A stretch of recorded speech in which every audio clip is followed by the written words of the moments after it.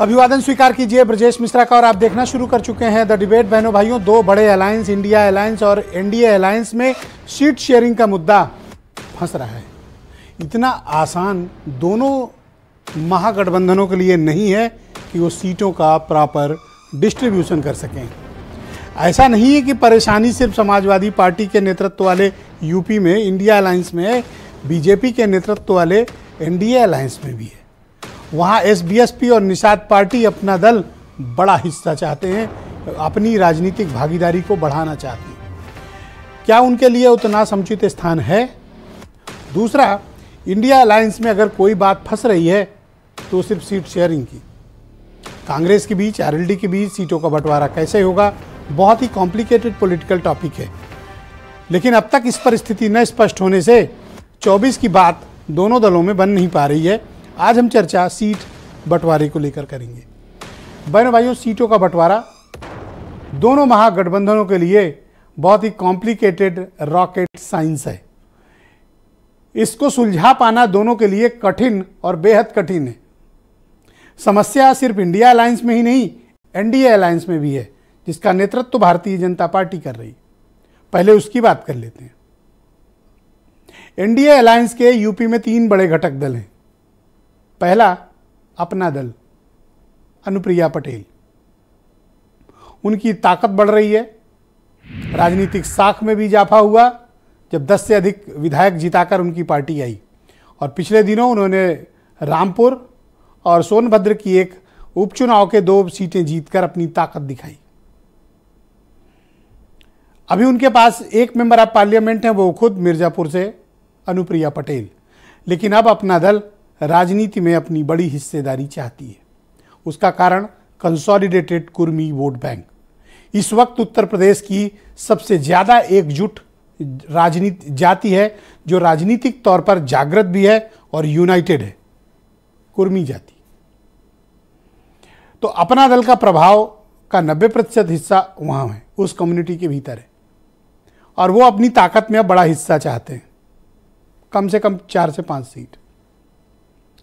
दूसरे एक बड़े बहुत चर्चित नेता हैं ओम प्रकाश राजभर, एसबीएसपी।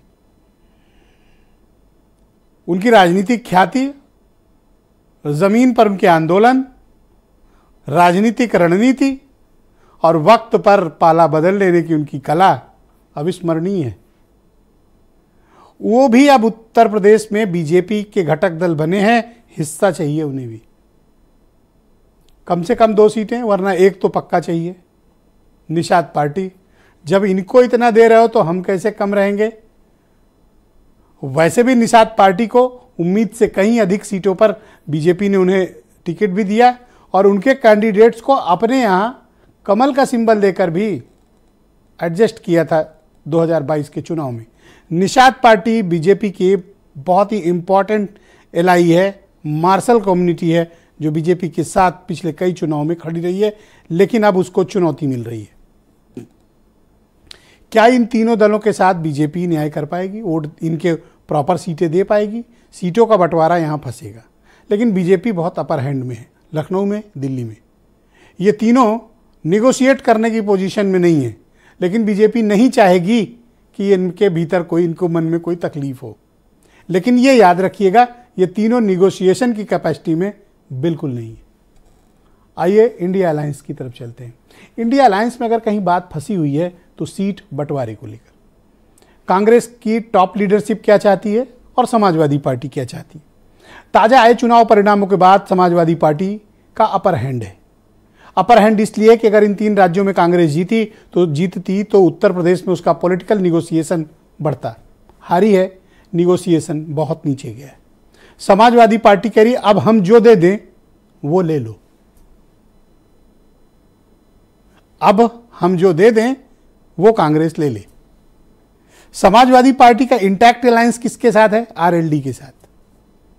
लेकिन आरएलडी भी कभी 10 कहती है, कभी 11 कहती है। इस तरह के बयानबाजी उनके यहां भी आती है, लेकिन क्लैरिटी नहीं है। बीजेपी जैसी माइटी पॉलिटिकल पावर से जब ये टकराने जा रहे हैं, इनको यही नहीं पता कि इनके यहां कौन किस सीट पर चुनाव लड़ेगा। और बीजेपी के मुकाबले जब आप इनके यहां देखते हैं तो इनके यहां पॉलिटिकल निगोशिएशन की कैपेसिटी सब में है, बीजेपी को भले उनके घटक दल ना झुका पाएं, लेकिन यहां झुका सकते हैं।